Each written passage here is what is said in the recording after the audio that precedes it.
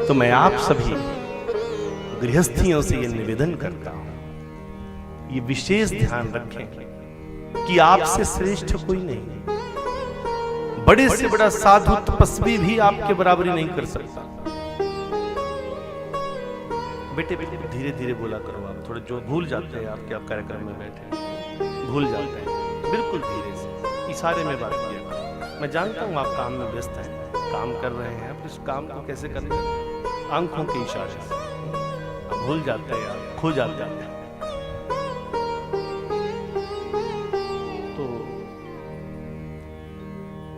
सबसे जो पवित्रमयी ये भाव का कि बड़े से बड़ा साधु, बड़े से बड़ा तपस्वी, बड़े से बड़ा सन्यासी भी आपकी बराबरी नहीं कर सकता।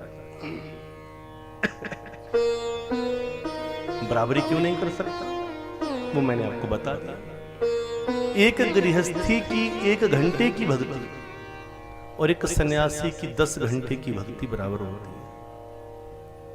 इसीलिए तो मैं सभी माताओं बहनों से एक और निवेदन करता हूं कि आपको धर्मपत्नी कहा जाता है, किसी की धर्मपत्नी है आप। और धर्मपत्नी का अर्थ है धर्म का आचरण जो करवाती है।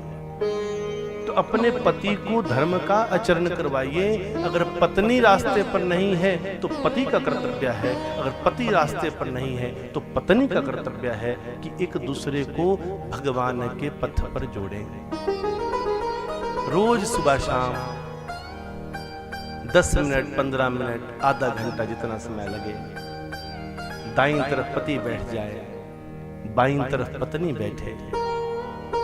बैठने के लिए आप चाहे बिस्तर पर बैठ जाएं, जमीन पर बैठ जाएं, कहीं भी बैठ जाएं, कोई दिक्कत नहीं। पूजा पाठ करने के लिए नियम चलते हैं। घंटी बजानी है, शंख बजाना है, माला जपनी है, तो आपको कई प्रकार के नियमों का पालन करना पड़ता है। परंतु जब भक्ति करते हैं, जब आप राम नाम का जप करते हैं, जब आप कृष्ण नाम का जप करते हैं, जब आप अंतरंग यात्रा में जाते हैं भगत जनों, तो आपको ये कोई नियम नहीं है कि आप जमीन पर बैठो कि बिस्तर पर बैठे कि कहां बैठे, कोई दिक्कत नहीं। जहां भी बैठे हो वहां बैठ जाएं, पर बैठ जाएं। रोज अपने पति को संग बिठाओ, पत्नी को संग बिठाओ। अगर 2-2 मिनट भी रोज बैठेंगे तो धीरे धीरे प्रेम बढ़ेगा। जब भगवान का नाम इकट्ठे बैठकर हम जपते हैं, पता नहीं भगवान ने कितने दिन के लिए जोड़ा बनाया होता है।